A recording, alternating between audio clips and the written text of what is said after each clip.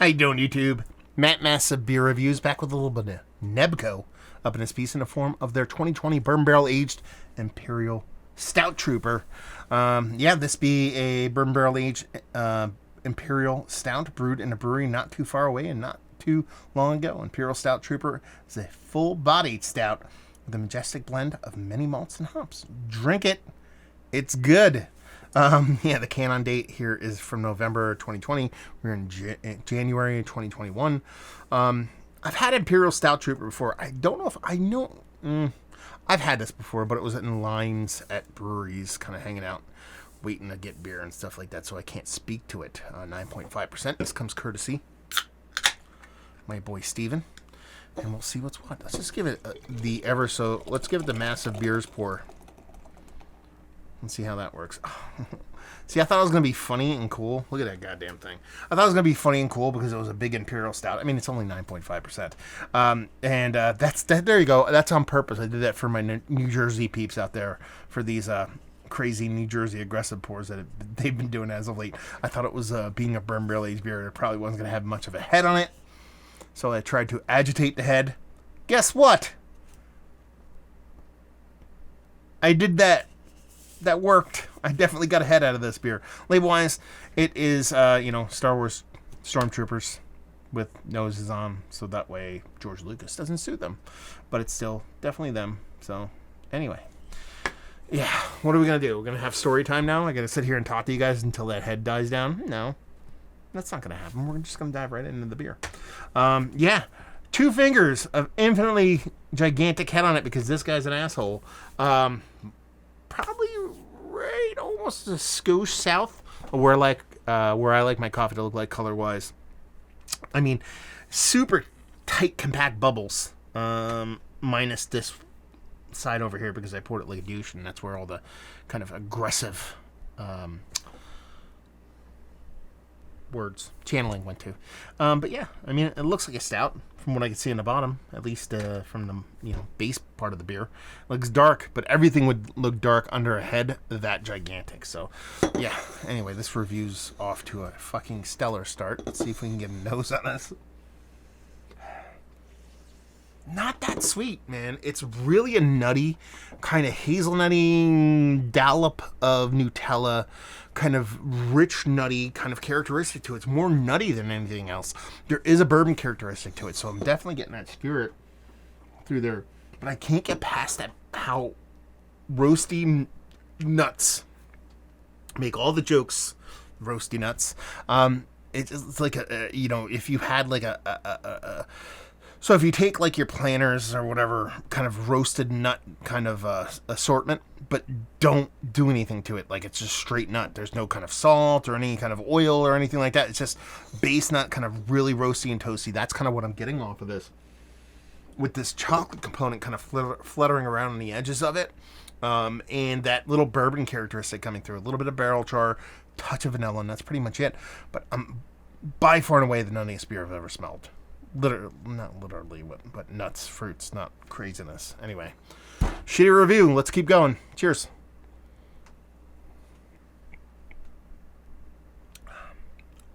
I like that. It's really nice. Even with that gigantor head.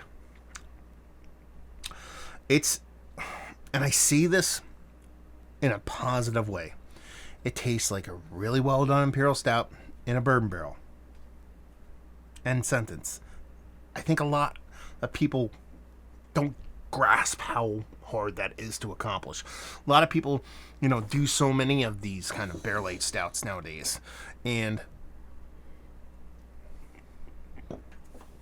they get so fixated on being almost like challenge beers that are like hyper aggressive in this aspect, a ton of bourbon or a ton of barrel or a ton of stout, or everything needs to be cranked to 11. And if it's not hair on fire, if it's not this, that, and the other thing, then it's kind of just people lose interest. But this tastes like someone made a really well done stout with the barrel in mind and the spirit in mind, and then barrel aged it for a good amount of time. I'm not gonna sit here and lie to you.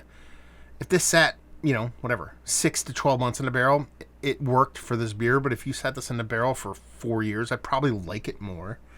But it's imparting a nice, rich, nutty, but meaningful stout, almost equal parts with the spirit in here. Maybe the barrel's a little bit behind, a little bit of char, but that vanilla is definitely there.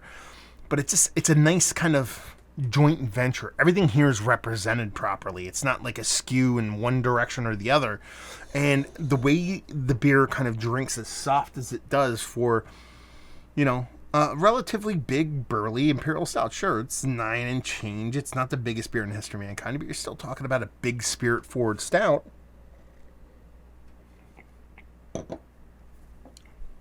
I like it. I think it's tasty. That bourbon comes across in spades without being overly hot.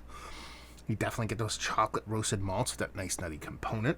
The mouthfeel's absolutely fantastic without being overly thick, and I just want to stress that enough.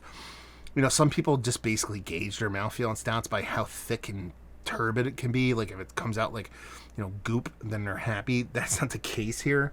It's got the soft, fluffy, almost porteresque kind of mouthfeel. Lends itself to being infinitely more drinkable. And I like that. And just that added bonus is those little bit of barrel characteristics. Sure, they're a little bit behind the beer, a little bit behind the spirit, but you're definitely getting that barrel char in there. You're definitely getting decent heapings of like a vanilla coconut thing going on. I like this quite a bit. I think it's fantastic.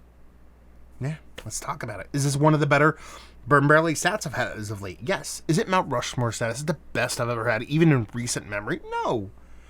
It wants to be up there. It's eking up there. But it's not a Mount Rushmore. But at the same time, there's so many great ones out there. Even with the kind of plethora of garbage ones out there, there's a bunch of really good ones out there that do me a bit better. But that's not a testament to this thing sucking. It's a testament to the decent amount of bourbon barrel aged beer out there. This could easily be in there. Especially if we're talking like, a couple of years ago, let's put it that way. I don't want to be that person to be like New England Brewing Company is kind of a step behind everybody. I don't believe that. I just believe they make really well done, meaningful beers in their way and stick to their ethos. And I think that's a very fucking awesome thing. Delicious beer. Value and availability in this thing? No idea. Steven, let me know what's what and leave you with, if you like what we like this beer, if you like bourbon barrel aged stouts, and I mean that literally, because what you're getting here is a bourbon barrel aged stout.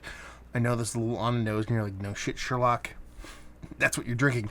But it's like there's so many twists and turns and all kinds of like, when you say I'm going to bring a bourbon barrel aged stout to the share.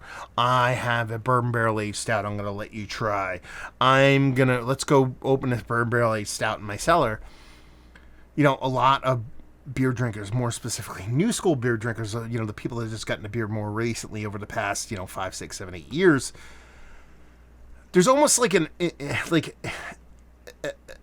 assumption that there's something else going on with the beer.